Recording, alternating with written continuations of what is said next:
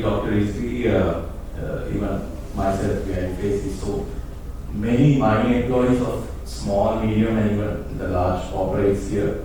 Their mining employees depend on financial support from their employer to raise funds for sudden illnesses because they can't afford to pay life-saving medical and surgical devices.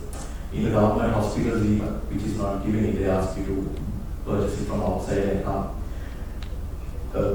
I see this happening very often in the private sector. And what measures will the current government take to minimize this additional burden on the corporate sector? Because there are even, doing a CSR project is fine, but in addition there is a burden where they have to raise millions. And how would you, because this is all due to the inefficiency of the government procurement system, starting from the SPC, they do not have it. It's in the stores, it's expiring. How do you see this, and how do you think you can take this burden off the corporate sector? I come across this, a lot of my patients who are employed, when they are asked to, there are people who work in corporates also. When they are asked to, I know they run to the employer, to say, look, my child is not well, I need help. Of course, a lot of them are very benevolent, they help them out, but for how long can it go? How long could it go? Then what happens, they write out appeals and come and get a signature from me, my son needs his surgery done, and then with this they go around, literally, sad to say, sort of begging from affluent people, So this is one, you all are taxed, the corporate, there's a limit to it, you said your CSRs can help out, but this is because there is there's availability in the government sector or in the national health services is not available. It's not available due to, this assessment of the requirement has not been done properly, or, it's okay for me to say, they have been purposely not indented for. They have not purposely procured it there because probably of their self-interest of getting them to go and procure it from outside. I know a lot of people who come and tell me that this is what is happening, this is there, should have been there. So some of them are very basic things. Even when a patient is admitted to a government hospital, you see them going around looking for cannulas, catheters, which is very simple things. They could easily make it available.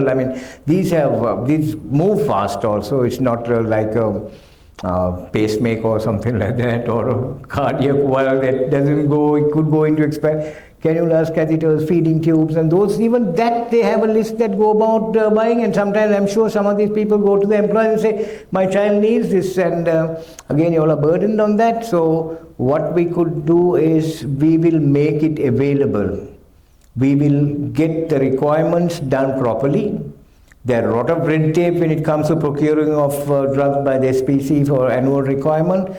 Some of those red tapes are because it has been designed in such a way to favor certain suppliers, I could say. This is to favor certain supply, but we will make this very transparent. This device, this is the requirement that should be there, so even the person supplier or whoever who bids for it knows exactly what is required. Sometimes these are not transparent, whereas the particular requirement is come to know only after it's really coming on the table. They say, no, your product or your device doesn't meet this requirement, whereas that particular supply has it. So we will make it very transparent, and also we would give, now there is no insurance policy for the private sector. The government sector has a national insurance policy where we could talk to them, negotiate with them, where even the private sector could contribute, and then we'll have an insurance policy for the government, so the private sector as well, so that these requirements could be met whenever is necessary. Basically, the procurement method for government sector is at, say, roughly July, August of the year before that, they give the requirements there.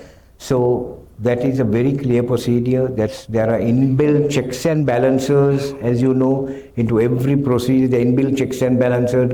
However, what we could see recently is corruption that begins from the top. No amount of checks and balances is going to help that sort of corruption. That is what really resulted in disastrous drug issues and death and even, I mean, whatever it is, everything that went down because of that. And not only that, that sent a sense of fear into those who would normally seek government health services, because they feared to go there.